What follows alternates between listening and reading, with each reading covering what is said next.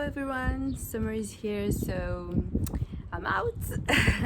And I thought today I would start this series of videos about the good, the bad, and the ugly sides of being a polyglot or learning languages. So let's go.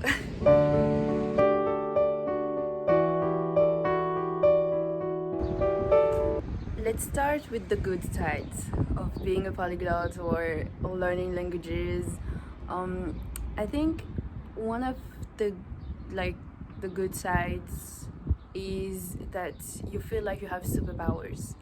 You can speak and make yourself understand by a lot of people, like a lot of communities. For example, with English you can have access to so much people around the world. Basically everyone around the world speak English, and you can have more opportunities to, for jobs. For example, you can have your dream job, and even though you don't have that much experience, the fact that you speak more languages, the fact that you take your time to learn and practice these languages by yourself, for example, or even if you take classes, can be a good point. It can really make a difference on a CV, on a resume.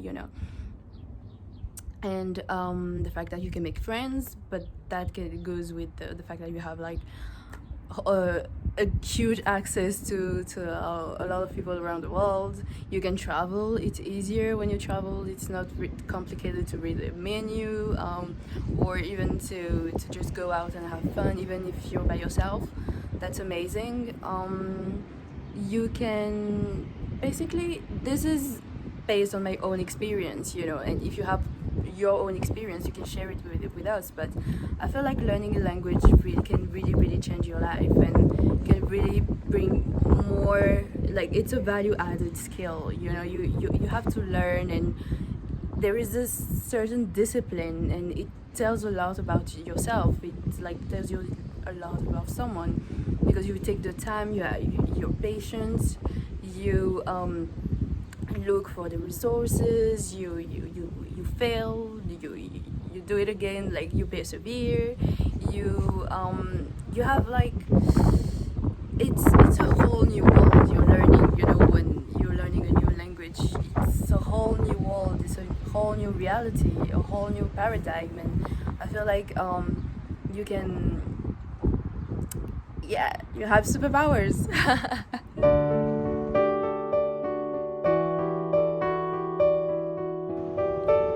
Now, let's talk about the bad sides. When it comes to the bad sides of learning languages or of being a polyglot, honestly, what I can find is, aside from the lack of motivation, the lack of resources, of free resources, for example, the lack of communication, because you don't practice your language all the time. You can't speak with natives because where you live there are not many natives, or you're shy, you can't go and speak to people like that. Oh yeah, you speak English, oh it's your native language, can we practice? Well, they're gonna say yes, because people really like when you learn the language, and they're really happy to share their experience and their culture with you. But usually we don't really dare go that far. We don't want to do it because we're shy, we're scared. But there are another thing that's pretty annoying when you say that you speak several languages, or you say that you know that much languages, because people would automatically think that you feel superior. They think that you think you're better than them. They're like, oh, she thinks she's better than us. Who does she think she is? She can speak this or that language, but we don't care. I've been there, that's why I'm sharing that with you. But that's not the case. I feel like when you spend so much time learning a language, learning a skill, or anything, you're proud of yourself. You want to share it with others, but that doesn't mean you think you're better than them, or you do things better. Like, no, that it doesn't mean that. I don't know, for it, I think it's the same for every polyglot. Like, no one would come and say, oh, I'm better than you because I can speak this language or this, that, no, that's not the case. You spend so much time learning this language, you're so proud of yourself, you just want to share it with others. You want to tell them, oh, you should do the same, why don't you do that? So that we can share that passion, we can share this. Some people understand that, but some people, they don't understand. You become like an annoyance to them, like, just by the fact that you can speak this or that language, and you like sometimes you meet natives and you start speaking, these people are just gonna be like jealous, or they're just gonna despise you because of that, and then you're gonna feel bad about yourself. You're gonna be like, oh, am I bragging, or it's my fault? I shouldn't learn this language, maybe I shouldn't do this, maybe I shouldn't do that. And there are a lot of people just abandon their dreams just because of this type of person. So like, let me tell you clearly, I don't feel superior. I don't think I'm better than anyone because I speak this or that language, because it takes time, it takes a lot of motivation, it takes a lot of money, because yes, there are free resources, but it depends on the level you want to reach when you're learning a language. And this is for any skills. If you want to become an astronaut, you're gonna have to go to school, you're gonna have to pay more classes or this or that. It's the same if you want to be like an expert in finance or something like that. You have to there's a bug, sorry. You have to invest money and time in it. That's it. So let's go now to the ugly side of learning languages.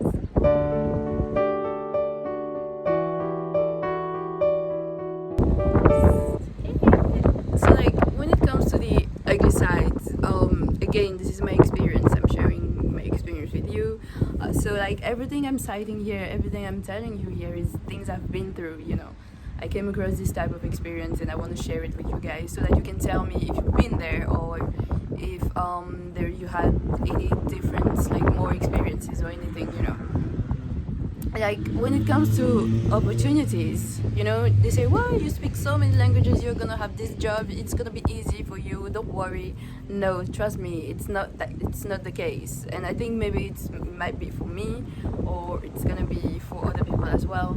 But like I said in the previous about in the bad sides, people will think you feel superior, but that's gonna be the same in the company. Like, if you say that you speak this or that language, they're gonna think that you came to take their job, or you're gonna be arrogant or something like that, so they might not hire you.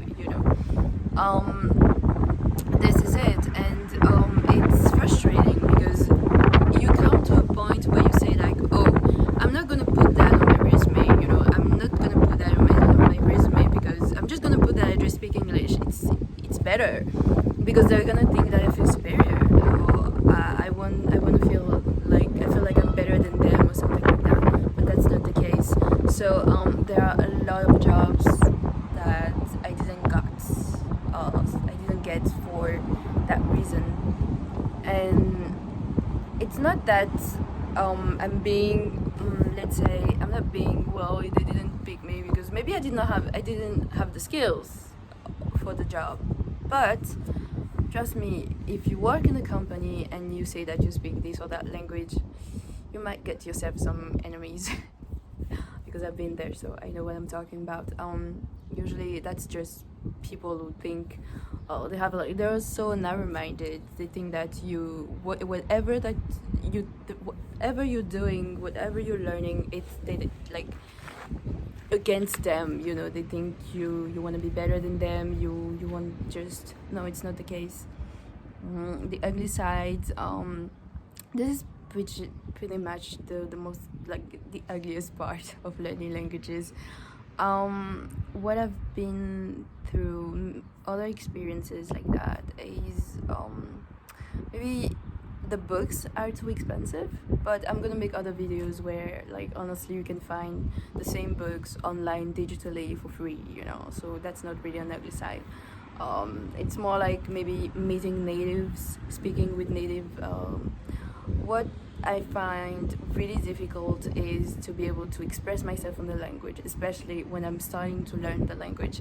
People say you have to speak the language, you have to speak the language. No, you just have to you have to listen to the language first. So like from my experience, when I speak with native speakers at a beginner's level, I don't feel comfortable. I feel like I see no progress. I don't improve because I need some time to listen and to do some work before I get there. So I don't really go around and talk to natives. I don't do that.